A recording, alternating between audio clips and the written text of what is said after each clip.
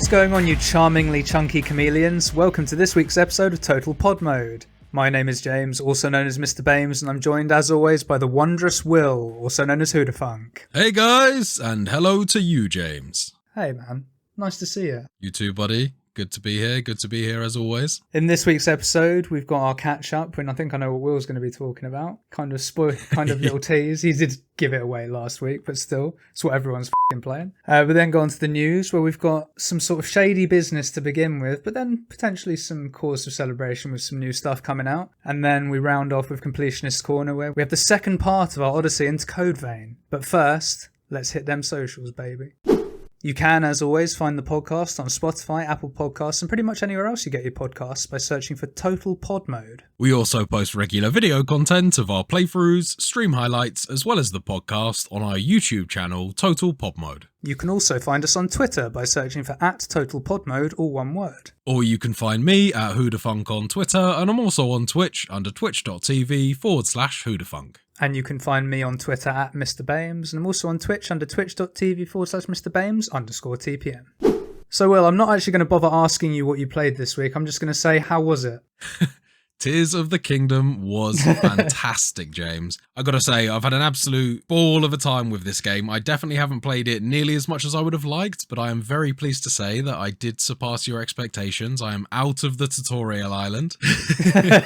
I've been having just a great time experimenting with all of the different powers and various things that you get during the playthrough. Yeah, talk to me about what's different, man. Like, what are some of the new powers? What are some of the new cool shit you can do? Yeah, so one of the first abilities that you get in the game is called the Ultra Hand, and that is essentially a kind of improvement on the magnetize ability that you had before. You're no longer restricted to lifting metal objects. You can now lift pretty much every object in the game, telekinesis styly. You've also got a few more tools in terms of the way you can manipulate it, rotate it, and a lot of that feeds into the new system where you can actually attach objects, as we've kind of discussed and speculated on before. Yeah. No, not quite fusing. So there is a separate ability called Fuse. This Ultra Hand literally just is like a sticky thing. You just stick objects together. Oh, is that the green goop? It's the green goop, exactly. Got it, okay. It allows you to stick wheels onto bits of wood and make a skateboard. It allows you to, stick anything to anything pretty much. And the system for doing that is really sophisticated. After playing with it for a while, you can see how they've managed to program it. It's not like completely freeform. You can't stick anything any which way. But the amount of freedom that they've given you on the objects to do things makes it so that that is almost possible. And as I'm sure you've seen this week, some of the things people are coming out. I don't know about you, but I've seen people make piston systems and almost sort of things that resemble engines and things like that. It's truly amazing. I can believe it.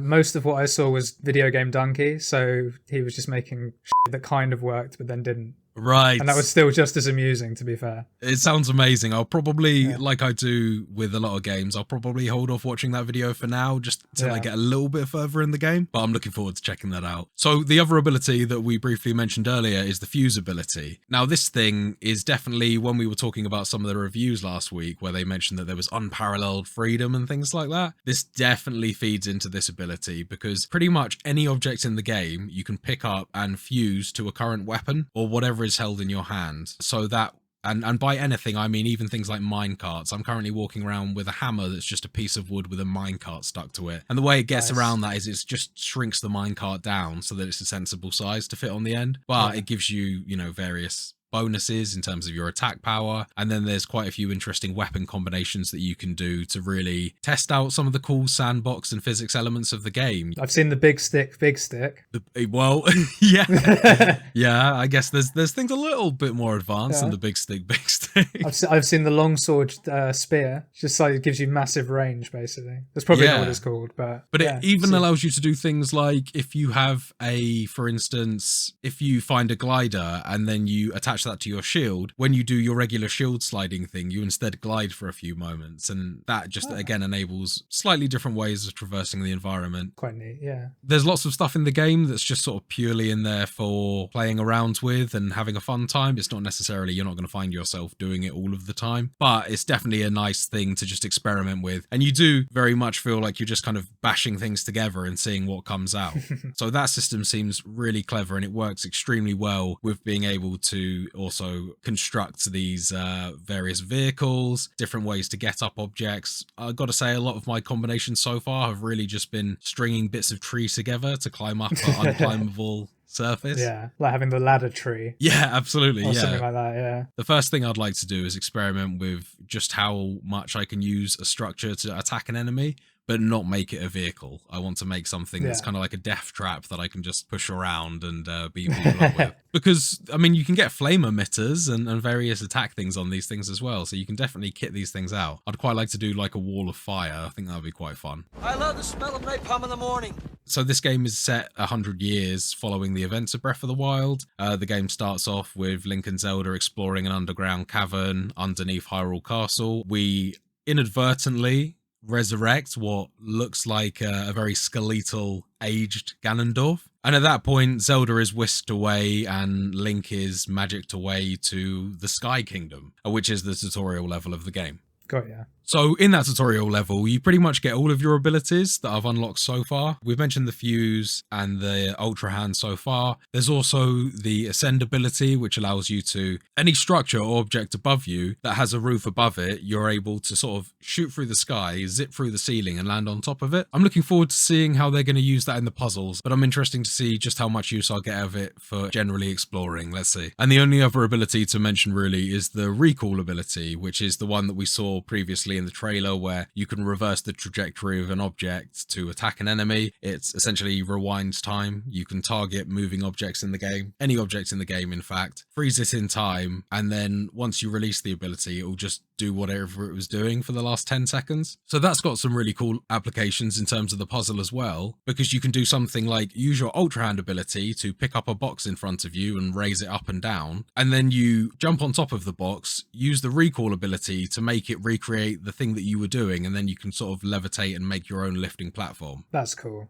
That will have some good application out in the wild as well. Absolutely, yeah. You just need to find any sort of object that you can use, lift it up in the air, and then rewind time on it while you're holding onto it, and yeah, scale pretty much anything you want at that point. Nice. Who needs stamina? Yeah, exactly. There's all sorts of creative ways that you can traverse without necessarily needing stamina. Much like the old game, although this feels a lot more explorative and puzzly, and you're just thinking about using the things around you rather than stockpiling up on stamina potions and things like that. And is the world more sort of full of stuff as we speculated it may be? Yeah, absolutely. From what I can tell so far from my limited knowledge of the game and also hearing from friends, I was a little surprised that it is essentially a recreation of Breath of the Wild's map. So it does still continue to cover the Kingdom of Hyrule. However, they've included loads more cave systems, those sky structures that I mentioned earlier, because there's an ancient race who are responsible for sort of pairing with the Hyruleans and fighting against Ganondorf. Because of course there is. Of course, yeah. It's a pretty, pretty standard trope, isn't it, for that sort of fantasy thing? Just an ancient race. Yeah, just sky people. I suppose you've already got water people and fire people. You may as well have sky people as well. Yeah, well, I mean, you've got the bird people as well, but then this is high sky. But people. they're like mid sky, yeah. Yeah, mid sky. This is above the clouds. It's like space stuff. And I really like the way that the game starts off with you able to just jump off of the sky and down to earth as long as there's a water source below you. What I will say, we did talk a little bit about performance of this title, and the performance was a little shaky to start off, particularly when, well,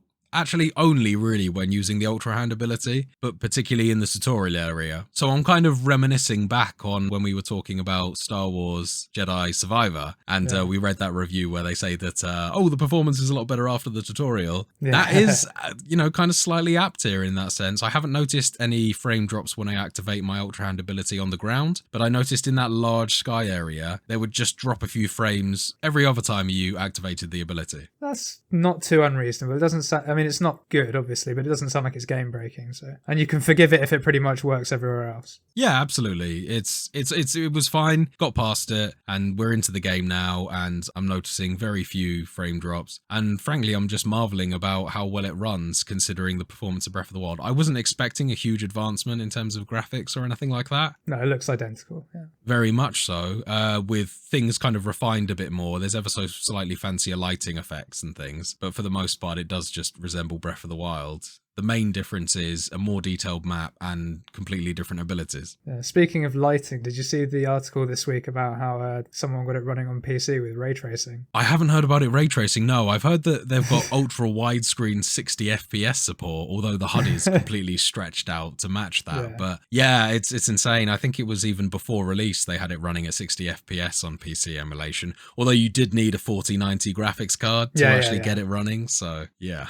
You know, maybe give it a few years until that thing's a bit more stable so you can actually have an enjoyable experience rather than a very buggy one. So the recent mission that I've just picked up follows a very similar formula to Breath of the Wild, where there are 4 points on the map where you essentially need to investigate the mystery that's going on there. And I'm pretty interested to find out, are we looking at divine beasts again, or are these just going to be really cool dungeons? Who knows? But looking forward to finding out. If they've got more cave areas, as you mentioned there, I speculate it will probably be more likely to be dungeons. If it was going to be giant beastie things, you'd see them, surely. You would have or been introduced to them. I'm literally at baby steps level in this game yet, so if they were there to see, I still wouldn't have seen them. So I really need to sink some more time into this. Completionist Corner got in the way a little bit this week, but honestly, without getting a little too ahead of myself, I've been having a good time playing Code Vein, so it hasn't felt like too much of a time distraction away from Tears of the Kingdom. Fair, that's good to hear. Okay, man, that's pretty much me wrapped up for this week. How about yourself? I have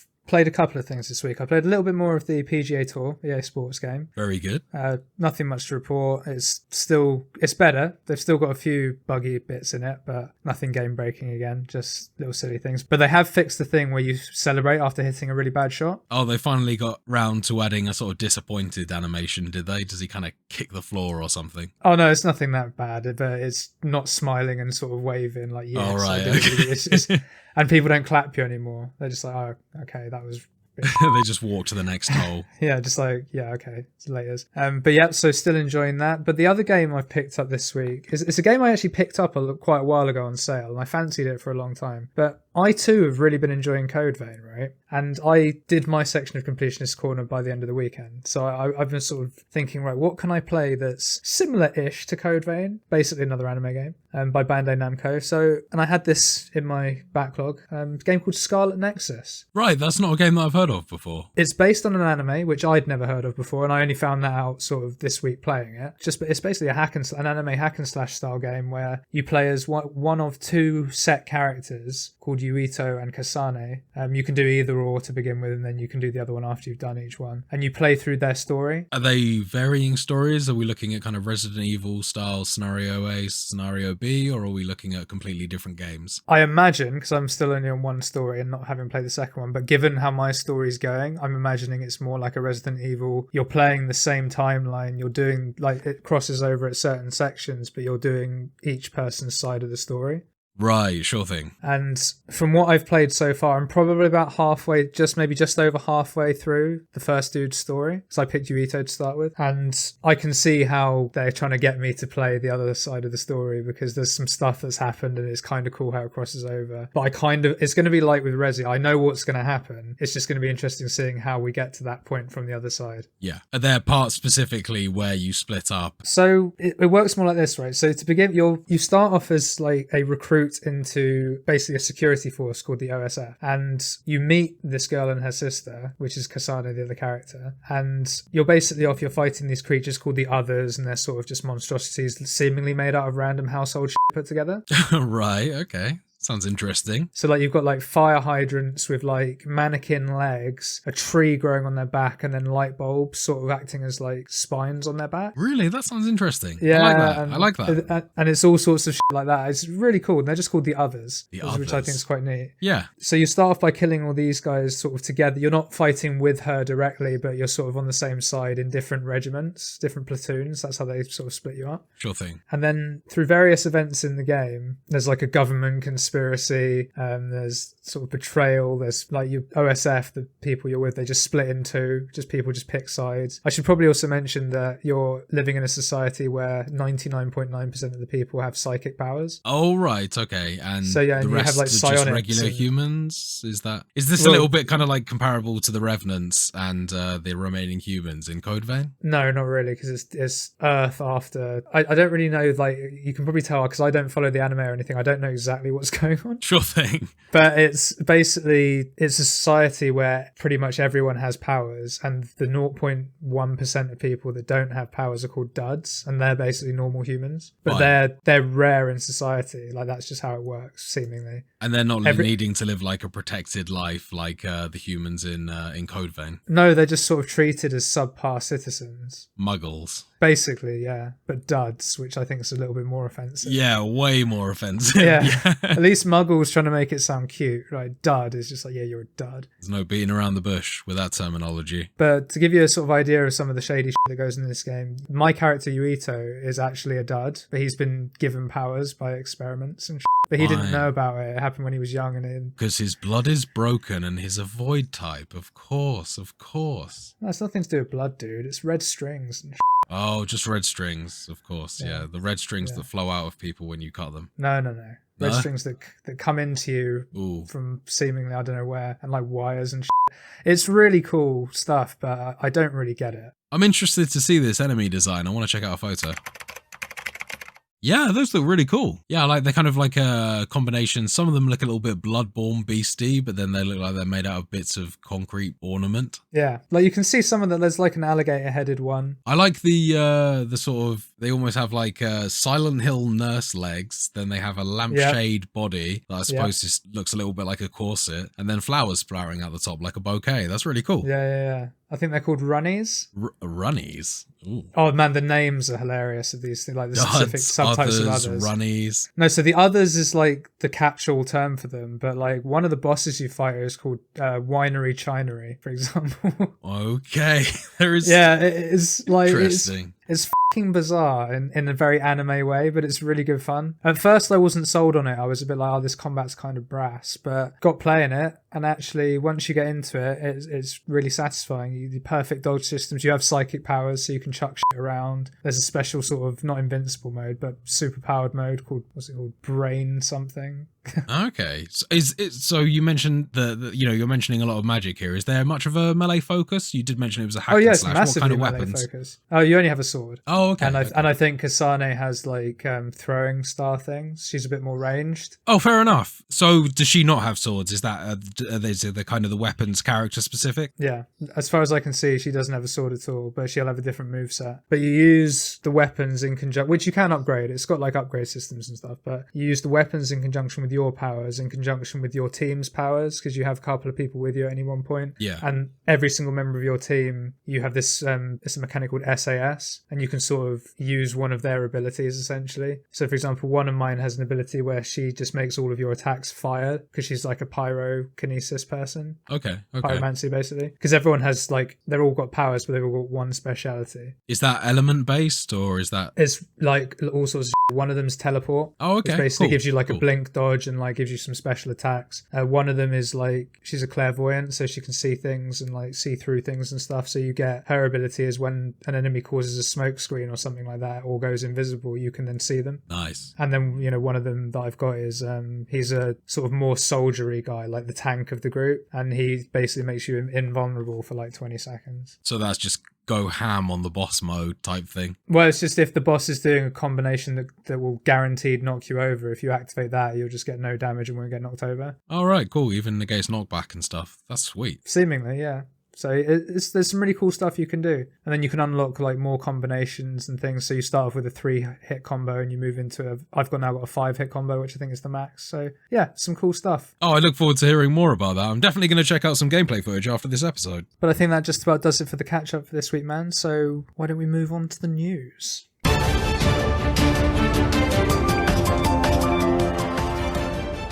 So our first news story this week, Blizzard are scrapping PvE, player versus environment, hero missions and progression in Overwatch 2. Something which was used as a unique selling point for the game, which is very shady in my opinion, but we'll get onto that shortly. When the game was first announced in 2019, the promise of PvE co-op hero missions was one of the main focuses of the marketing campaign, along with a new campaign mode. So this is sounding a lot less like Overwatch 2 and a lot more like an expansion to Overwatch at this point. Well, yeah, that exactly. Was the new content, was the PvE as far as I was concerned. And that was the reason that they were even making an Overwatch 2 to begin with, right? But hey. So, of course, after that, Overwatch 2 was then delayed numerous times, eventually releasing as a standalone player versus player game, only whilst they continued to develop the PvE elements to release at a later date. But now, Blizzard have announced that these hero missions, featuring co-op, long-term progression and skill trees, have now been cancelled, with executive producer Jared Nuss saying, "Progress on the PvE experience hasn't made the progress that we would hope." Naturally, there was a backlash in the community, which led to Nuss backtracking/clarifying that whilst these features are being cancelled, there will still be co-op PvE elements coming, just not what was promised. Okay. So they haven't entirely scrapped the PvE then, but it sounds like the main weight of the PvP mode that they were going to do has indeed been cancelled. So what's left really?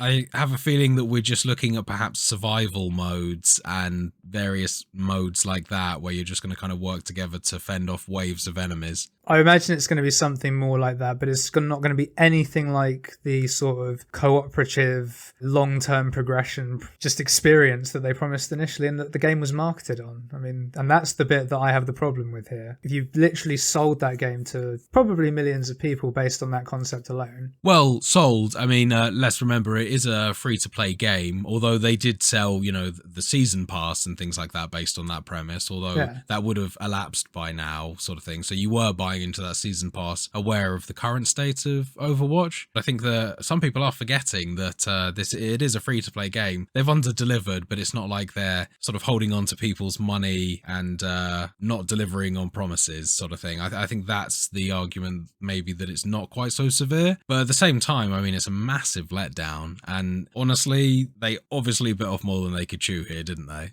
Seems that way for sure. Why not just add new characters to Overwatch 1 if this is all they were going to do? I mean, think about how long we've got games like Counter-Strike running for, and Rainbow Six Siege and things like that, continually updated, improved, added things to. Honestly, they could have just done that to Overwatch, I think. Yeah. But hopefully with a slightly more positive second story here, Warner Brothers Games has announced the release date of Mortal Kombat 1. Mortal Kombat 1? I know, right? We're going back in time, buddy. Well, kind of, yeah. Like, just for you, apparently reading up on this, apparently, like, the end of Mortal Kombat 11 basically said, oh, yeah, we got a multiverse now. Yeah, that is true. Yeah. So, I mean, So, yeah. Honestly, the events of Mortal Kombat 11, they kind of needed to do this, thinking about it. So, actually, fair play, yeah. But no, so Mortal Kombat 1 is going to be a rebirth and reimagining of the Mortal Kombat universe and its characters. The developers, NetherRealm Studios, promise a new fighting system and a debut for a new character, the Fire God Liu Kang. Okay. Sounds pretty cool, right? Mortal Kombat 1 will be released on PlayStation 5, Xbox Series X and S, and PC, and the Nintendo Switch on the 19th of September. And, if the trailer is anything to go by, could see the return of the gear system from Mortal Kombat 11. Oh, right, okay. Now, it's worth noting that that's purely speculation, with Reddit user LowZookeeperGame474 noticing that a character started the trailer with bare forearms, but ended the trailer with sort of metal claw things. Right, okay. Powering up. But one new feature that has been confirmed is cameo fighters. Cameo, of course, being spelt with a K, because it's Mortal Kombat. As Ed Boon intended. Exactly. According to the official website, these allow you to choose from a unique roster of cameo fighting partners to assist you in battle. Fine, they're just fighting assists then. Well, that's all the detail we have for now, so speculation is rife as to what exactly this entails. There's what you've just said, which is very logical. Could also be some sort of tag team system. Yeah, that's kind of what I'm thinking, a bit like the way that Marvel vs. Capcom used to handle it, but without the character switching, just more like character assisting to enhance your combos and things like that. Yeah, that's what I reckon it's going to be. But it could be something like a tag team system as well. Who knows? Not a series that I am into massively. I respect it, and obviously I've played the games, but I'd never bought one. It's one of them ones I just play with friends. So I think this is cool, and it does need to happen. They couldn't just carry on with Mortal Kombat 12 and just keep going up and up. I think more for storyline purposes. I'm always up for just keep those series going. Final Fantasy's doing it. Why not Mortal Kombat? Because completely Final unrelated. Fantasy switches up the characters every time. Yeah, I guess Mortal Kombat, they're kind of, a lot of them are at this point beyond just being regular mortal humans, a lot of them. Yeah. So what I'm a little bit worried about going back to Mortal Kombat 1 is that we're going to see like a big nuking of the roster, and a lot of the cooler characters that they've added over the years might be siphoned out, or it'll be interesting to see just what happens there. Well, it's just a new timeline, right? So maybe they're at the start of the game in that new timeline. So that would be the reason that they're not left out, I don't know. Yeah, you gotta hope. You gotta hope. I just hope that this roster doesn't start out super skinny. Obviously, I'm thinking about Mortal Kombat 1. I think at that point it was like 6 characters. Obviously, I don't think that they're going to go anywhere near that low of a number. But I'd just be interested to see. There's some really cool characters out there. Like, I'd like to see Noob Smoke in there. Hopefully, we see Reptile in there. Just characters like that, fan favorites that, you know, are outside of the regular Sub-Zero, Scorpion, Mylena, that sort of thing. Is this a game you're going to pick up or you're interested in at all? Sounds like you're a fan of the series, so... I've definitely followed Mortal Kombat for a long time, and I've played the last couple of games, 10 and 11, and I enjoyed them. But I've never had the time to get really good at them, and the majority of my time was spent playing Mortal Kombat like 1 to 3 sort of thing. I got like, you know, as a sort of a younger kid. This is one that I'll probably not pick up immediately, but I'll definitely kind of watch with interest, and it may well pique my interest enough to actually pick up one day. You kind of need to have a friend or a group of friends that are interested in playing these fighting games. Friendship. Because I find that I'm having a great time playing the single player, and then the moment I take it online, it's just endless combos, finishing you, you know, limbs flying everywhere, X-ray bone crushing and stuff without me ever able to get off like a low kick or an uppercut or something. So yeah, I know what you mean. It's I think much like most fighting games online, it's just kind of a case of you got to study the meta and just figure it out, you know. And you need to play against players because the AI doesn't give you quite the same challenge. Absolutely not. No. Much less predictable when you're playing with a real person. I think that this is an interesting development. I've been sort of hearing rumblings of this from Ed Boon's Twitter along the way, and looking forward to seeing a little bit more. I need to go ahead and check out this trailer. Our final news story this week, Cyberpunk 2077 developer CD Projekt Red has promised that we'll learn more about the game's upcoming Phantom Liberty expansion in June. But, according to a new leak, it may even be releasing then as well. Oh, they're just going to drop it on you. As spotted again by another Reddit user, shoutouts to Reddit and their journalism this week. Gaming leaks and rumours is the place to be. As spotted by Reddit user Space Sim Guy, Polish games podcasters Rock and Boris spoke at length about Phantom Liberty in their latest episode. According to his sources, Boris said Phantom Liberty would launch between the 8th of June, which is the same day as the Summer Game Fest, and early July.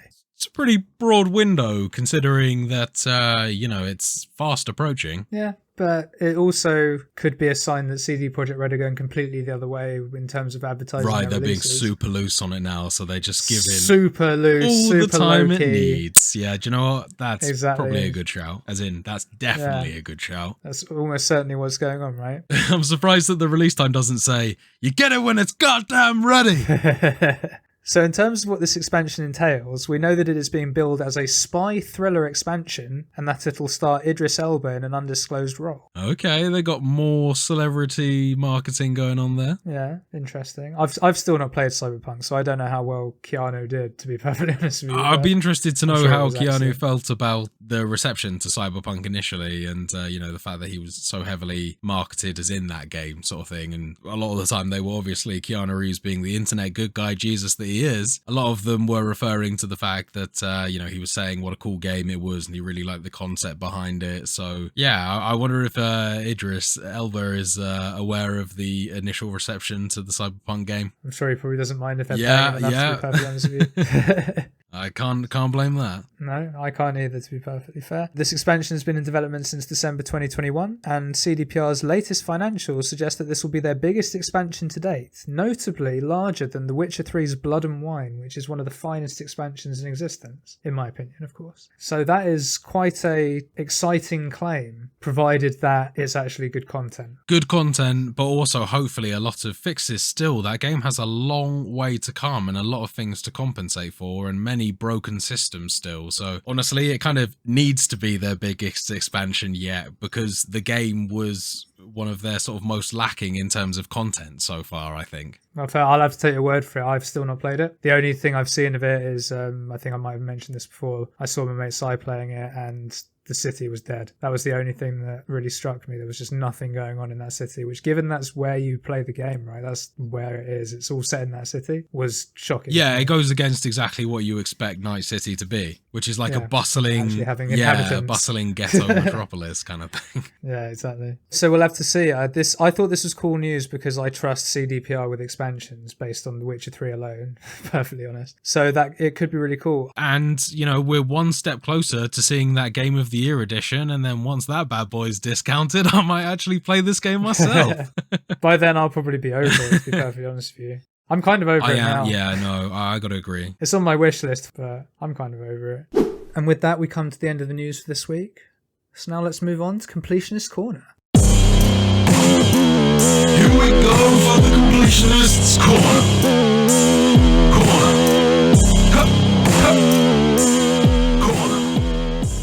So we pick up the story this week with our group of revenants approaching Anor Londo. What? Sorry.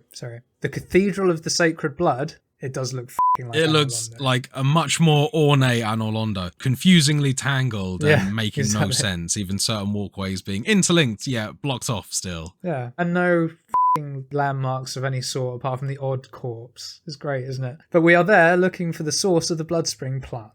Now, as we've just sort of intimated, this level is basically a bright white maze with sort of loads of staircases and strategically placed drops. Incredibly easy to get lost in, I found. This is an absolutely maze-like place, and definitely out of all the places I've played so far in this game, my least favourite. It felt very labyrinthy, unnecessarily so, because like I said, a lot of the structural things just didn't make sense. There were straight up interconnected walkways that just had a wall that said, no, you can't walk past here, sort of thing. And it's not like the walkway was broken like in some areas. It just straight up made no sense. Like, why wouldn't you be able to walk between these two things other than the fact that this is actually a maze? It's a disguised maze. Yeah. And every other area of the game, I felt that it was easier to navigate. This place is an absolute nightmare to navigate. Definitely a bit of a weak point to start this game off on, from like the kind of the high that was last week. Going into this section, I gotta say I found this a little bit of a grind. Even more so when you briefly move out of this section and then get sucked right back in and have to do a bit more as well. Although it was much shorter and easier to find where to go. Gotta say, not my favourite level.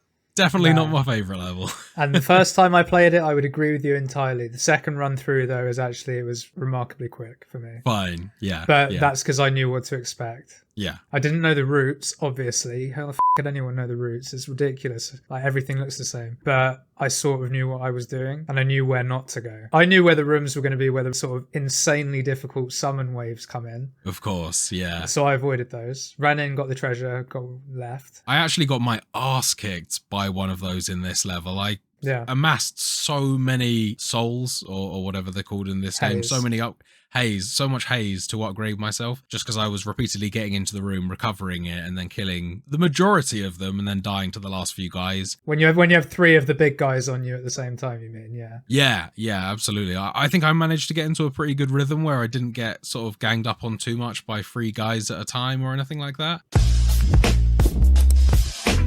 I was able to kind of thin out the bigger guys before more spawned in, so I didn't have to kind of deal with too many of them at once. I tried it a couple of times, was like, nope, not doing this.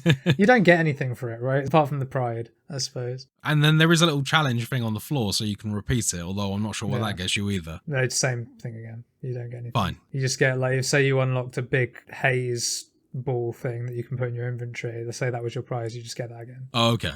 Well, I'm still using my bayonet, although I have got a new one now. I've got something called the Rubalite. Yeah. And silver and rubies. It is really cool. I've noticed that you can fire your shots a lot further with that thing. My shots were kind of petering out after maybe about 5 meters, whereas this one I can shoot him all the way across the boss arena, which is fantastic. It has a completely different move set, which is really cool. I wasn't expecting the same weapons technically to have different move sets. Yeah. That is awesome. Did actually tell you on last week's pod if you listened. But... yeah, it's cool as that. Really cool mechanic. Have like a hammer that has basically looks the same, has a different moveset. Yes, please. It does make up for the fact that there isn't perhaps as much weapon variation as you might used to see in Dark Souls. But the fact that you got different movesets to go with it really changes it up. Exactly. And some of them are more useful for different things as well. It's very cool when you sort of look into it a bit more and experiment with your weapons and stuff. For sure. The Rubalite is very pokey. It's a kind of a poke and step back type weapon. You almost treat it a bit like a spear. Oh, fair. Quite defensive then, but good. Nice. Like it. Yeah, a lot of the moves are kind of followed up with like an automatic backstep after the slash. It's useful. Nice. But eventually we do get through this maze somewhat, and we come to the first boss of this little run here, the Argent Wolf Berserker. Basically think big old heavy armored dude with a big old mace. And this boss fight is incredibly easy. I've just got to say it. Yep, this was the first try for me. Hits incredibly hard. has the potential to 2 or 3 shot you, but every single move is so telegraphed. He moves really slowly, and I didn't do this in this playthrough, but if you have a Zweihander that has the fortification upgrade on it, you get 100% physical damage resistance. You can just hold block. Oh, right. I didn't know about that. Okay, that's cool. Yeah, I did that on my first run, not on this one, because I'm still using the hammer as my main. Yeah, it's just a very, very simple fight. Not really a lot more to say about that. Yeah, it's just kind of like a medium, big humanoid type boss fight, really, isn't it? He's not really a main boss, though. He's kind of a mini boss, if you like, so it's kind of understandable. He's like a chunky Black Knight from Dark Souls. Kinda, yeah. That's kind of how I describe him, yeah. Like a slightly worse Smo from Ornstein and Smo. Yeah. But he does, when you defeat him, he does drop his mace weapon, which is pretty good if you're using that style of weapon. I think it technically falls as a halberd, weirdly, as in it has that moveset. It's a dexterity weapon.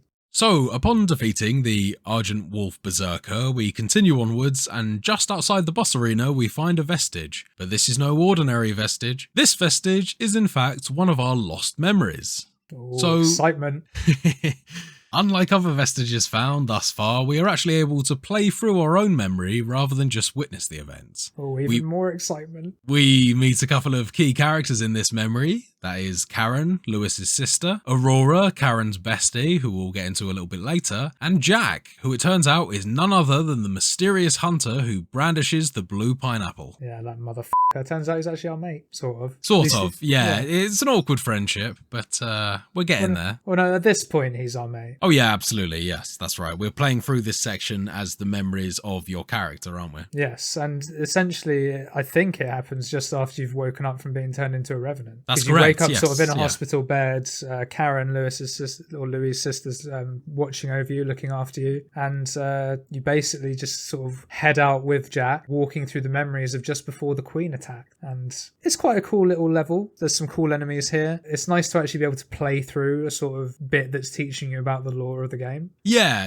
and actually play through a level rather than a maze. But no, this is a really cool little area. I'd say it's smaller than a lot of the levels in the game typically, because it is really a story device. It's not really meant to take you ages, this. It's short. Definitely the shortest section so far, I think, other than the very, very beginning. Yeah, I'd agree with that. But it does have a cool fight at the end of it. It does, with some sick-ass music as well, for sure. Yeah. The Queen's Knight is the boss that you fight here, and as the name suggests, a big old knight character again, basically, but this one's much cooler, much more difficult as well. He attacks with, I can't remember actually if it's a sword or a battle axe, because the main thing I notice on him is that shield, because he he jabs you with it really quickly, and it's incredibly hard to avoid. He does, yeah, that just comes out of nowhere, doesn't it? So for me, that's his main weapon. But he has all sorts of other things, like he can jump in the air and do some crazy slam attacks. He can also slightly disappear and reappear sort of next to you. Yeah, that's right, yeah. His phase 2, he gets pretty spicy. And the game kind of explains to you that these guys are actually fully corrupted revenants, so they've kind of gone beyond lost status. Yeah, and they're sort of empowered by the Queen's powers. But no, and interestingly with this boss fight, if you have your FPS unlocked, this boss will become invisible and you can't hit it. So it can still kill you, but you can't hit it. Even if you actually hit where it would be, you can't damage it. So always limit this game to 60 FPS, everyone. Yeah, I think it's on by default anyway. Yes, but don't unlock it. For the most part, the game will work, and it really makes no difference, honestly. But this boss will become invisible if you do. So that's quite a bug. Yeah, but the game's not designed to run above 60. Yeah. So I get it. Yeah, but it's interesting. I don't know if that's the only boss it happens on, but that's the only one I've experienced on, and that actually made me lock my FPS. Right. But no, so eventually we defeat the Queen's Knight with Jack in tow. However, there is no time to revel in our victory, because moments after we've defeated the Queen's Knight, the Queen herself shows up, who interestingly is Cruz, the person that sort of does the tutorial with you at the start of the game. Yeah. Teaches you the basic movements. Now, but this is bad news, because the Queen is basically a super revenant, vastly more powerful than a standard revenant, and with the OP ability to be able to regenerate even if her heart is destroyed. As the cutscene plays out, the Queen summons some thorns of justice and fires them towards us and Jack. We dodge the first few before a shield suddenly appears around us all. Gregorio Silva, who you may remember is the leader of the provisional government in the present day, is the one casting it, giving us enough time to approach the Queen safely to attack. A small battle ensues, during which our breathing apparatus is knocked off off by the Queen. Just as it looks like it's curtains for us, Jack manages to distract the Queen, causing her to turn her back on us. And with our last burst of energy, we use our Bloodveil Claw attack to stab the Queen in the heart from behind, causing her to turn to ash. Cue victory celebrations, right? Nope. As it turns out, the act of killing the Queen caused us to ingest some of her blood, which history tells us will cause us to frenzy uncontrollably imminently. As a result, Jack, our comrade in arms, shoots us in the chest, causing us to fall into a ravine, ending the memory. Like the bastard he is. Absolutely, yeah, he just walks off with silver, I guess. We were nothing to him all along. No, to be fair, he is quite sort of sorry about it. He's like, I don't really want to do this, but it's the right thing to do. Well, yeah, he's essentially at that stage putting you out of your misery before you turn into a f***ing monster. Or so he thinks, at least anyway, because obviously we're still here. Yeah, exactly. So having seen the memory of our past, we are transported back to where we picked up our vestige, allowing us to proceed onwards towards the Cathedral of Sacred Blood itself, through more of this lovely level, Will. I bet you were super excited for this. No. I was gutted to be coming back here, I have to say. Honestly, it's not as bad as the first time round. This is a bit more obvious in terms of where you need to go. As you may have noticed, there's various kind of heavenly looking doors around the map that you suspiciously can't open on the first trip. Yeah. There was one section in this because you need 2 keys, right, to unlock both of these doors? Yes. I spent like a good 30 minutes wandering around looking for that f***ing second door. It was a nightmare. And that was when I was really getting pissed off with this zone and the game in general at that point. Like, I was having a great time up until we got to the cathedral. Let's just put it that way. Yeah. No, and again, first time I played it, I sympathise with you, buddy. I really do. Second time it was like easier. Yeah. I mean, I will jump ahead and say that the game really did pull it back in the later levels, but this one in particular sucked for me. I really didn't like it. Well, looked amazing, looked beautiful, lovely looking level, designed badly in my opinion. like labyrinthian. It's not bad design. It's just I don't appreciate labyrinths and mazes, that sort of thing. I think maze and labyrinth is very apt because everything does look the same. It's very hard to tell where you are. The map doesn't make it particularly easy to navigate. So yeah, it's just a mishmash of difficult to navigate environments. AKA Will does not approve, in case you didn't get that. No! God, please, no! And I understand why, I really do. But after navigating the maze further, we do finally end up in front of the gates of the cathedral, which of course are sealed, because of course they are. However, we're greeted by a lady who looks an awful lot like Io, and she approaches us directly, the player character, and asks us to restore a vestige she is looking after, seemingly knowing who we are and the power that we have. Yeah, so I think this character's called Leader or Leda. I assume it's Leader. Yeah, could be, mate. I'm not going to bother remembering all the names of all the attendants we meet. Could be, mate. They're not EO to me. Fine. They're all EO. No, they're all not EO. I mean, they all wear the same gas mask, so you can't see their face. Yes, that so is all true. you see is white hair and the same clothes. So yeah.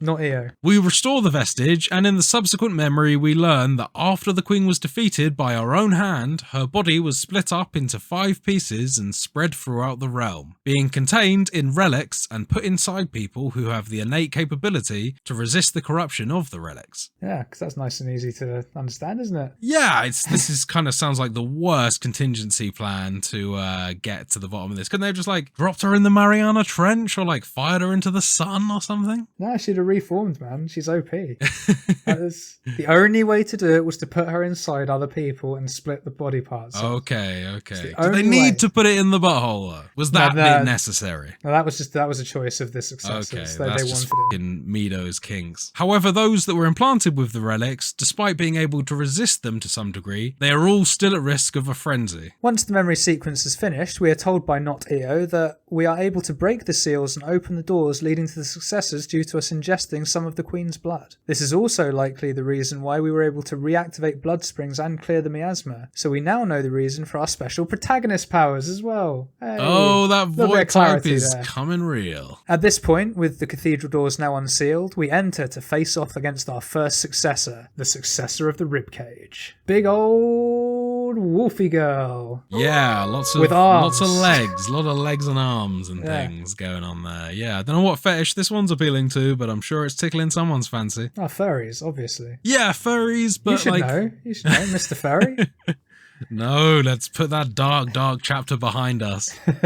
No, I was more thinking about the fact that there's several limbs as well. Oh yeah, who knows? There's too many limbs. Yeah, there are a lot of limbs, I'll give you that. But otherwise, quite a blobby sort of boss, really. Yeah, very large, and the first stage being particularly easy to do, not particularly maneuverable, and you are able to just sort of get behind it and just keep on pounding those butt cheeks. Yeah, it doesn't I mean, stabbing it in the back.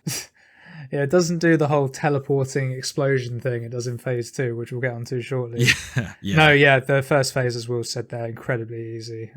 All of its attacks are frontal, basically. It does do a move where it sort of raises up incredibly slowly and then slams into the ground, but because it raises up incredibly slowly, you can just roll away. Just run away, yeah. Yeah, to be honest, you can just wail. It doesn't do that much damage either, to be perfectly honest with you. Nothing really to report here. You see a few magic spells and stuff, but none of them are too drastic even. There's little amygdala style beam, but it's quite easy to avoid. Yeah, you can dodge right through everything using the iframes, pretty much. There's some strategically placed pillars around the arena as well, which help. You can block off some of the attacks from that. Definitely, I was finding that very useful, yeah. So it sounds like we both kicked our ass in phase 1, and what happens then is sort of helps explain a lot of what Jack has been doing this whole game, because on defeating the successor of the ribcage, one of these big old blue pineapple thingies appears, which we now know, of course, with the lore that we've been given, is actually one of these queen relics. A super special vestige. They're very big, very blue, very spiky, would hurt a lot if you sat on it. So at this stage, our team doesn't know this. We just see it flashing a bit, and then the successor of the ribcage comes back to life, right? Yes, that's right.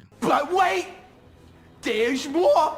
And thus phase 2 begins. It's very similar to phase 1, however, much beefier, much more moves, much more devastating moves, and she can pile them on top of one another. That's right.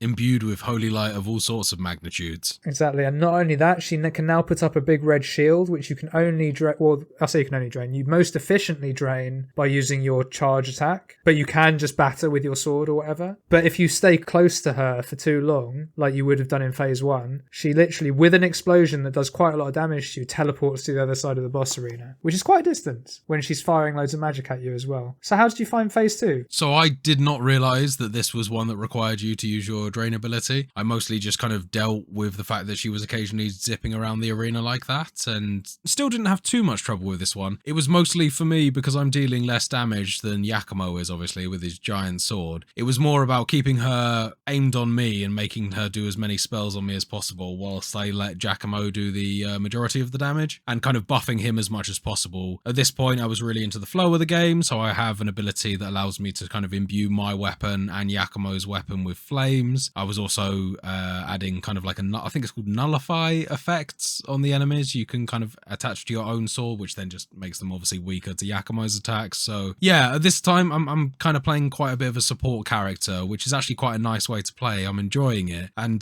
still getting quite a bit of satisfaction despite the fact that I'm playing with an AI. Nice. Yeah, I'm the exact opposite. I still work with Yakumo, but we just got two big old weapons. You just double down, yeah. Basically, and it works incredibly well, very efficient, and I knew what was coming, which always helps, but I didn't struggle with this at all either. So I wasn't actually expecting this boss fight, or at least it felt very easy, the first stage, so I guess that kind of was a bit of a clue there. But obviously most of the bosses function in the game that they don't actually have 2 health bars, they just have a certain part of their health bar that then triggers them into stage 2.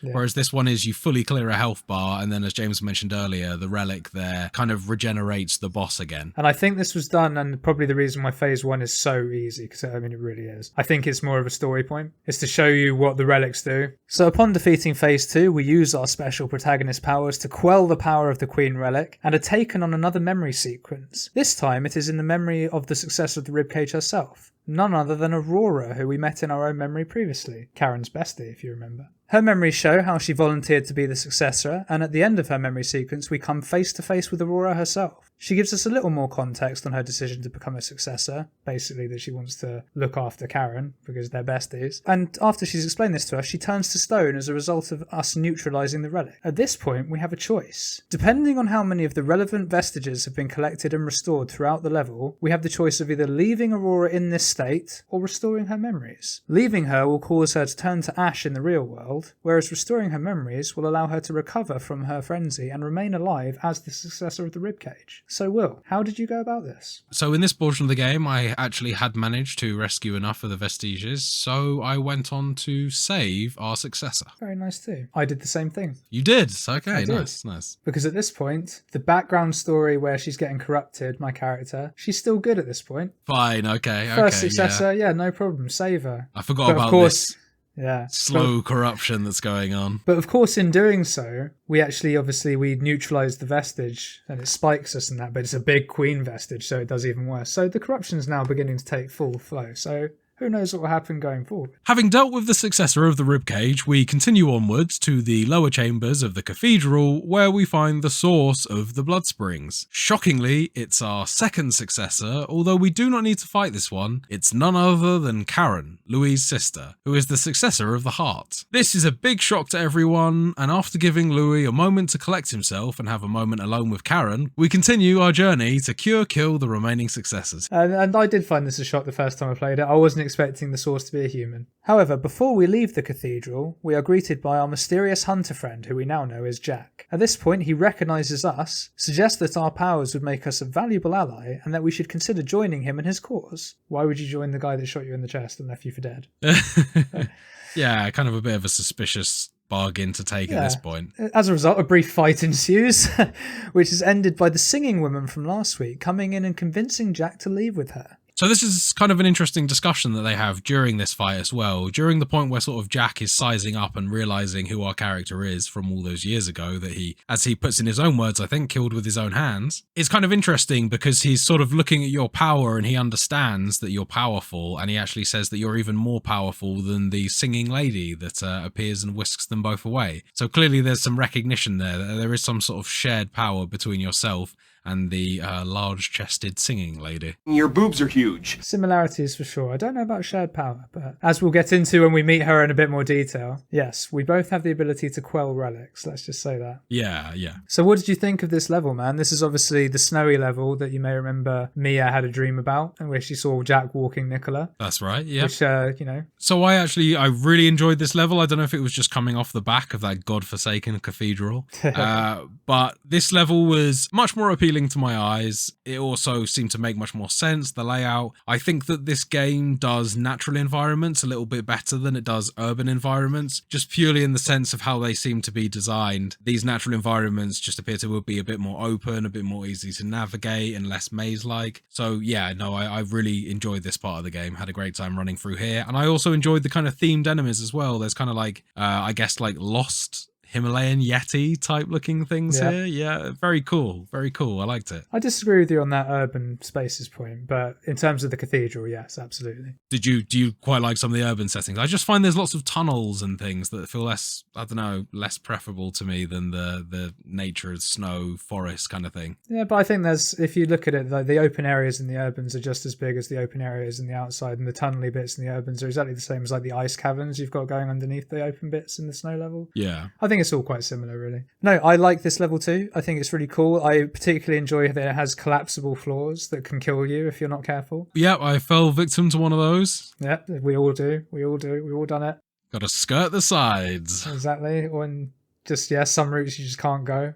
But you don't find out until you die. But no, so we navigate through this lovely snowy area, as Will says, fighting off hordes of themed enemies. And we eventually make our way to a very familiar looking orange shield by this point. It's the same one that was covering the cathedral. And we see the silhouette of another attendant, another non-EO, standing outside. That's right. Which signals that we're at our next successor, the successor of the breath. And who's this? It's none other than Nicola, Mia's little brother, who you may remember had been killed by Jack. Basically, Nicola was casting a double of himself from inside this where he is now, and a double of him was walking around with Mia this whole time. That's exactly right. So he didn't want to leave Mia alone, so before he kind of agreed to become a successor, although he was advised not to because it would require a lot of his power to sustain. And he promised not to as well, yeah. He did promise not to. He ultimately decided to disobey those orders and did create a clone of himself. Yes, and that is why when we fed him the blood bead in last week's episode, nothing happened and his frenzy was still continuing. It's because it wasn't really him. That's right, and also we should probably mention that Mia Mia was completely unaware of this the Yes. whole time. Yeah. Yeah, exactly. Yeah, Mia was none the wiser. And obviously, Bandai Namco haven't just given us a boss fight against a child. Much the same as Aurora, he has a sort of successor form, if you like. And it's another sort of big armoured dude with a big old shield who has sort of moose antlers, keeping in line with the sort of snowy theme. Yeah, that's right. This was another cool boss. I do like the initial part of that cutscene, though, where because Nicola obviously tries to fight it himself at one point, trying to fight himself from frenzying, and he kind of divides off into like an army of little kids that all start attacking the creature. Obviously, pretty ineffective, but fun to see. Yeah, good old Spirit Nicola trying to do the right thing. But yeah, I thought this fight's really cool as well. Despite being quite a big lumbering enemy, his moves, or not all of his moves at least, are that well telegraphed. Some of them can be quite sudden, and he's surprisingly quick and slight on his feet. And in phase 2, he gets some really quite powerful AoE attacks that if you're not careful, you can really you over, because it's all ice, so it can slow you down. Again, this I found this boss fight, I think this was another first try attempt for me, so I'm not sure whether I ever got affected by the slow, actually. If you sort of get around it, it's not too bad at all. As I say, I first timed all of the bosses in this run, but I have the advantage of having played it before, though. Yeah, I'm finding that kind of as I get more and more into the game, starting to understand the dodge windows and things like that a bit better, I was kind of well into it at this point, so exactly. I think probably the remainder of the bosses on this session I managed to first try. So yeah, sounds like we both beat this guy pretty convincingly. Again, at the end, we ingest the vestige. And we have another choice to make, Will. We go through Nicola's memories. It's sort of saying what we've already discussed, really shows how he makes the decision to stay with Mia and cause a double of himself and all that. How did you go about this one, Will? Had you collected all the vestiges again? So at this stage, no, I hadn't collected all of the vestiges. I kind of found myself, I kind of must have just picked the right route through the snowy area. So at that point, I think I'd missed out, and I hadn't realized that that was a necessary thing to do before you do the successor. So I just kind of plowed on with this one and went straight in for the boss fight, which I think has somewhat affected the ending that I'll be receiving now. Well, basically, am I hearing that you killed Nicola? I did. Indeed, yeah. Nicola turned into ash, an ashy pile of child. Wow, you killed the child. I bet Mia was devastated. Honestly, she forgives pretty quickly. Yeah, she wasn't too bad. She just gave him a quick hug, turned into ash, and she was like, all right, I'll stick with you guys. Oh, fair. No one seems to really hold it against you or treat it like it was a viable option that you could have saved these people. They're all pretty cool with it, honestly. Yeah.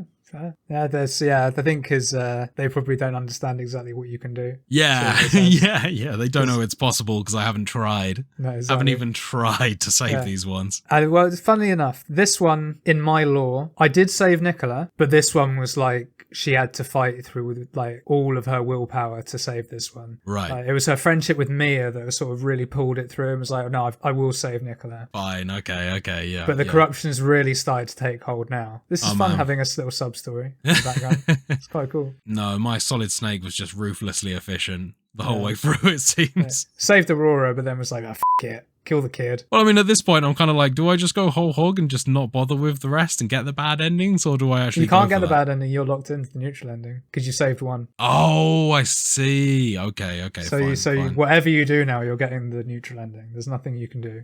Okay, that's fine. Which is, it means you don't have to worry about anything, I suppose. Now that I know that you need to do 100%, it seems like neutral ending is the most likely ending for you to get on a first playthrough because you need to do all of it. Well, yeah, it's not hard though. But I mean, like I said, it was easy enough to do as a mistake for me. They don't like explicitly tell you. They didn't make it sound. The prospect of not doing it wasn't bad enough that conveyed it to me that I really should be doing that. Yeah. I thought I was kind of saving them either way by releasing them from their life. I thought I was liberating them from life. So, that's how I choose to see it. Well, whatever helps you sleep at night, buddy.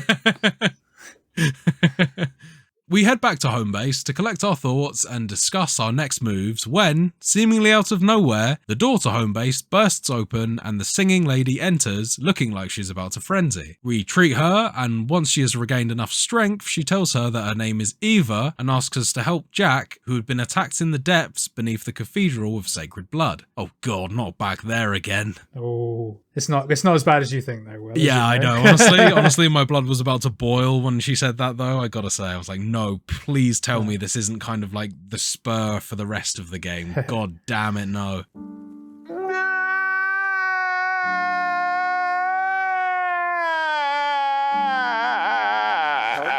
No, No, to be honest, man, the thing that made it nice for me the first time I played it was the fact that when you go see Karen, the door you unlock for it is one of the doors that you see throughout this cathedral. So I sort of clocked that and was like, okay, they're not making me do another level there. It's just, I'm going to go through those doors.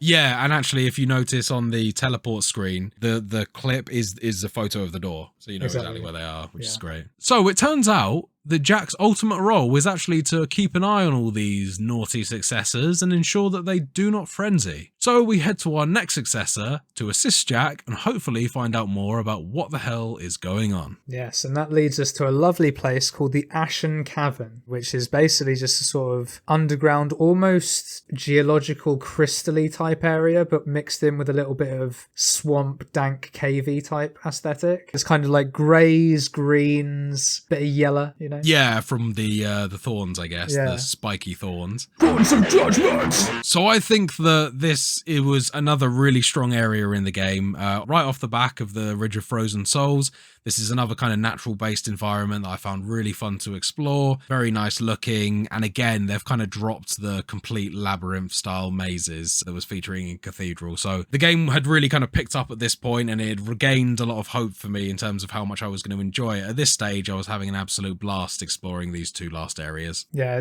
they seem a lot smaller after the Cathedral of the Sacred Blood as well, because you're just wandering around aimlessly in that level for so much, or seemingly, if you don't know your way around and things. Yeah, I genuinely, the fact that there's just more variation, it's so much easier to navigate when it's not just identical walkways for the most part. Nope, I agree entirely. I really like this area too. And actually not quite upon entering this area, but after we've walked around a little bit, we head into sort of a clearing, if you like. And this is where we actually find Jack. And he lets us know that him and Eva were heading towards the next successor to check on them and make sure that everything's okay and they're not frenzying, when they were attacked by a chap called Juzo Mido, who we'll get into a little bit more in a bit. He's basically a sort of ex-government guy who has sort of gone off for himself and performs experiments on people, and regarded as like a scientific genius of his time. But he's all round a bit of a bad egg. He's certainly waiting for his day like Thanos. Exactly. And it's at this point we actually learn, as Will mentioned earlier, Jack referenced that we have very similar powers to Eva, and this is where we actually find out what Eva's ability is, and actually what we saw in the cutscene where we first encountered Jack and Eva. Surprise, it's not related to her massive rack. Big jugs. Well, it kind of is. Well, because it kind of is.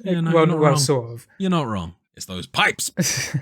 But basically, if a successor frenzies and ends up dying, the relic of the Queen can be taken out of the successor and temporarily stored in Eva because she's strong enough to withstand the relics for quite some time. So she acts as a sort of go-between vessel if ever they need to find a new successor. And she had some successory parts in her, and Mido wanted them for himself. So that is basically the reason why Jack and Eva were attacked. Obviously, it's not explicitly stated that Jack and Eva are together, but that's the kind of the impression I got, and he basically will do anything to protect her. So it might be a sort of EO and us relationship, but I always thought they were together. Yeah, I read it as brother and sister, but like not that they ever explicitly mention anything like that. It could be that too. Yeah, that's fair enough. The moral of the story was carry on looking for the successors. Watch out for this Mido guy, a bit of a prick.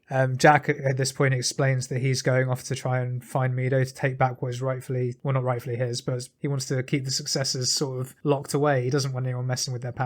Yeah, exactly. So he's looking for Mido to get his relics back. At this point, we continue on through the level, eventually getting to a door that we can't open, and the game prompts us and tells us that we need some dog tags. So where are we going to find these dog tags? Well, cue the next boss, baby. The Gilded Knight. A knight wearing golden armor, who I believe has a halberd. It's a big old swishy stick. It's got a hell of a lot of range on it, so lots of dodging involved here. This guy doesn't have a phase 1 and phase 2 like a lot of the other bosses in the game has, but what he does have is a supercharged big ass boy mode where he basically becomes really vulnerable for like 5 seconds while he charges up a sort of red mist around him. But then when he's buffed, takes significantly less damage, hits incredibly hard, and seemingly has infinite stamina for about 2 minutes. And I was going to say, does he not have a phase 2? Because it just felt like he just started spamming stuff a lot more. He kind of got way more aggressive. Yeah, it's not a phase 2. It's just that when he does he charges up and goes into that badass mode, and then eventually he'll power down, and then you have like another window to hit him, and then he's back to phase 1. Yeah. But then he does that again. Oh, so it's not quite that's phase 1 and 2. It's that he sort of does it over and over again. He has this super mode. Fine. Yeah. And again, as I've mentioned before, I did first time it this time, but when I first played this boss kicked my ass so many times. Now, admittedly, I was playing underleveled because I was trying to get all the gifts unlocked and I was worried about hitting the level cap for the area, which Fine, yeah. I now know in this run, having not worried about leveling at all,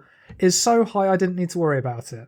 It really, it was such a waste of time in my first playthrough, but hey, you live and learn. But how did you find this boss, man? So this was a challenging fight. This was one of the best fights in the game so far. This felt like a true Dark Souls boss fight. I gotta say, this was the one that really stood up there as a great challenge. But I'm very pleased to say that I actually did this one on my first try. It was a challenge for sure, and I definitely had to be patient with it and not get too greedy. But yeah, no, me and Giacomo, we wrecked this boy. But like I say, it was a very good fight. I definitely could feel the adrenaline going on that one. Man, I'm glad to hear that you had such a good time with it. I mean, I agree, it's a very good boss, very challenging. I'm not surprised to hear that it did knock you back, especially if you were underleveled as well. But no, so upon defeating the Gilded Knight, we take the dog tags, which are conveniently on his corpse, which allows us to open the doorway to our next area, the City of the Fallen Flame. Now, Will, if you don't like labyrinths, this area is kind of labyrinthy. It's nowhere near as bad as the Cathedral of Sacred Blood, but this area is kind of labyrinthy with the added sort of danger of having little lava spouts that can come up. And also, this one is pretty much all of the walls around the arena are also flame lit as well,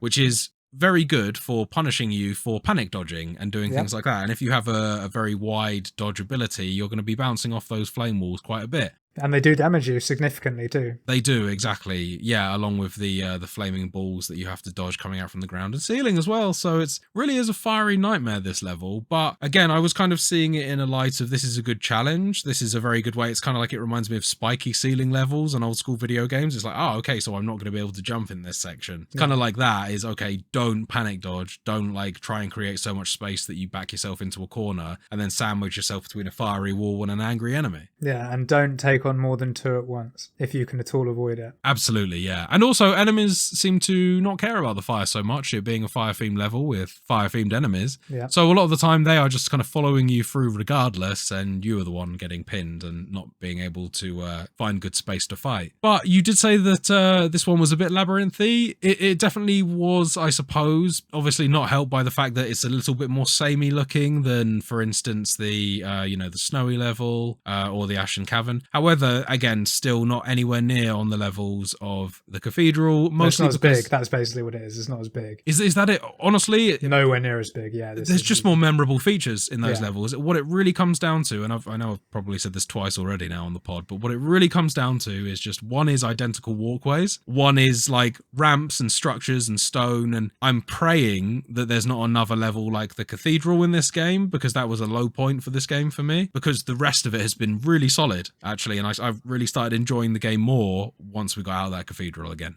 But no, so eventually we do get through this flaming level, and we haven't spoken too much about the enemies in this episode, but what I will say is there's one really cool enemy in this section. I think there's like 2 of them, and it's kind of like a big demon type thing with like blue flames that it sort of spouts about, and it's that's cool. They are tough. Turns one of them into a sword, and it can like rush at you. It's got some really cool attacks, and as you say, very tough, very satisfying to beat. So, yeah, they kind of feel like mini bosses without the mini boss health bar. A little bit, yeah. They're very difficult, but as I say, there are only 2 of them in the level, so it sort of compensates it with that. Yeah. But shout outs to that enemy. It was, and they were both put in very strategically placed spots that made it sort of tough to fight because you were in like as big enough arena that you could get around, but a small enough arena that you couldn't do it freely. It was good fun. Another cool enemy in this area that I thought were the sort of people that look very much just like regular revenants, except they've got demon horns and things like that, which are, again, what I suppose are just corrupted lost revenants. You know, they don't look quite as monstrous as some of the other ones, which obviously means that their fights resemble kind of hunter fights in Bloodborne a bit more, where they're a bit more agile, they do a bit more dodging and things like that. Yeah, they're actually also in the snow area too, but if you didn't explore it, you wouldn't have found them. Yeah, but no, I agree, and that's kind of what my character's based on. Like if you see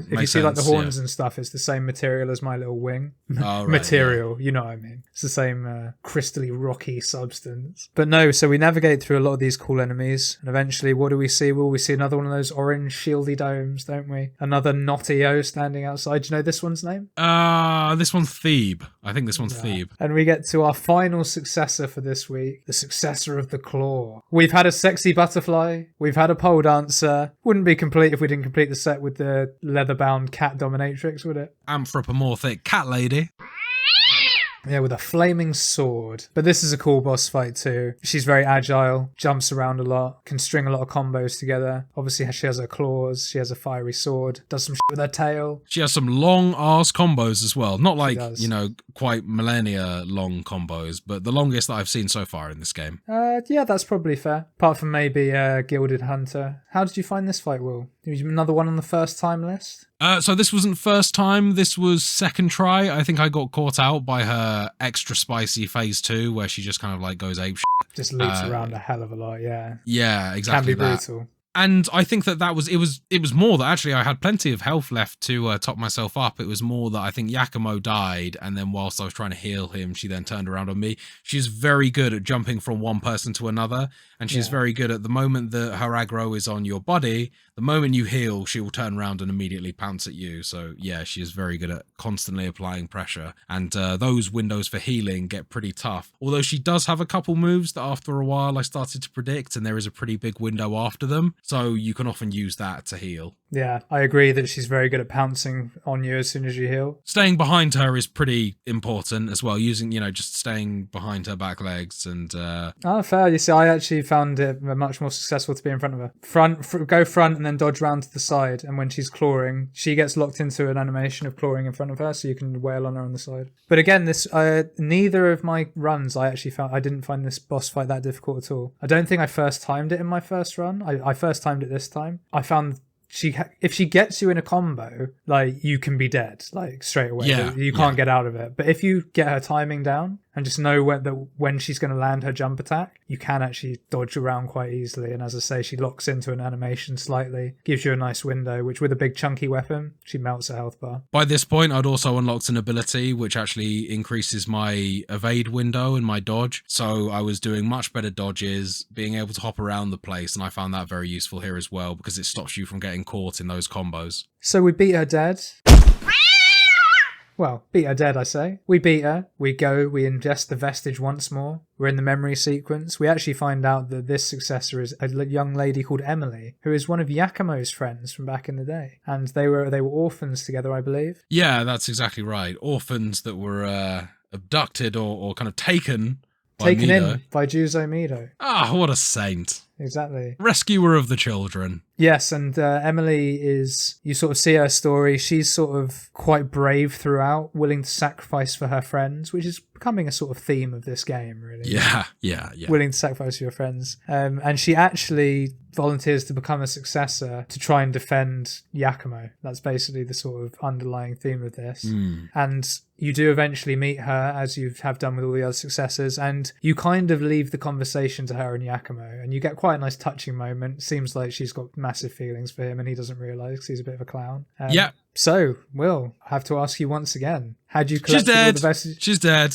Oh, I killed her. Not even going to let me ask Ash. the question. You just killed her dead. No, yeah, absolutely. Yeah. As I say, at this point, we really didn't, I didn't know what I was doing. So I was just progressing with the game and I didn't realize. So, yes, this isn't the good ending for sure. Well, on this occasion, Will, you're not on your own, because by this point, the corruption has fully taken hold of my character and she no longer cares. I had all the vestiges. I restored them all. I just her off. I was like, I'm not still restoring your memory. I'm leaving. Oh, thank God. Okay. Just walked around. There was like, nah, see you later. And I felt bad because Yakumo's my boy. Love Yakumo. He was my partner in run 1. He's my partner through this run. But yeah, he like you say, he sort of... He's not that bothered. He didn't care that much. He was just like, yeah, I'm in your pocket now. That's pretty much his words, right? No, that's exactly his words, yeah. And basically like, I now have a reason to fight. I want to kill Mido. He did this to my friend. He did this! Yeah. This is like, nothing to do with me, mate. It was Mido. Mido. Yeah. Exactly that. Upon defeating the successor of the Claw, a heavily armoured man surrounded by bodyguards appears out of thin air to address us. It turns out this is none other than Juzo Mido himself. That bastard. Utter bellend. The sight of Mido causes Yakumo to instantly try and attack him. Understandable, given all the experiments committed by Mido and Yakumo's friends. However, his bodyguards block any attempt to attack Mido. Bodyguards meaning a couple more of those knight type dudes. Yeah, basically sort of very similar looking guys to the Queen's Knight that we fought earlier. And we kind of find out that he was using the orphans as test subjects to make these guys, right? Pretty much. He was using relics and sort of not like quite full pieces of the Queen, but like sort of samples, if you like, dribs and drabs to create super soldiers. That was what he was trying to do. At this point, Jack tries to ambush Mido, but once again, his bodyguards block the attack, seemingly with superhuman reactions.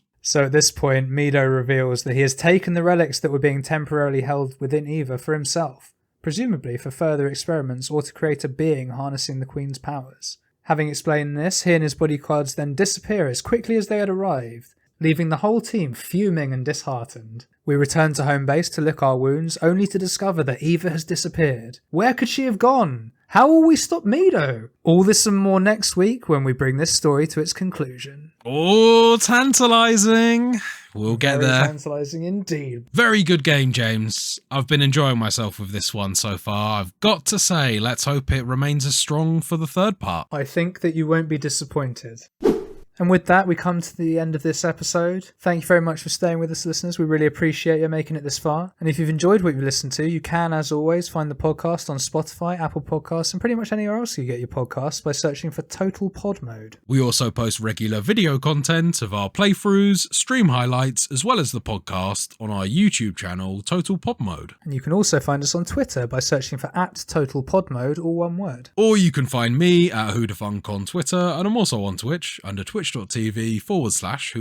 And you can find me on Twitter at Mr. Bames, and I'm also on Twitch under twitch.tv/MrBames_TPM. Will, pleasure as always, my friend. Good to see you, buddy. Glad to be here for another episode. Thank you very much, listeners. Thanks again. Yes, and until next week, goodbye. Goodbye, people.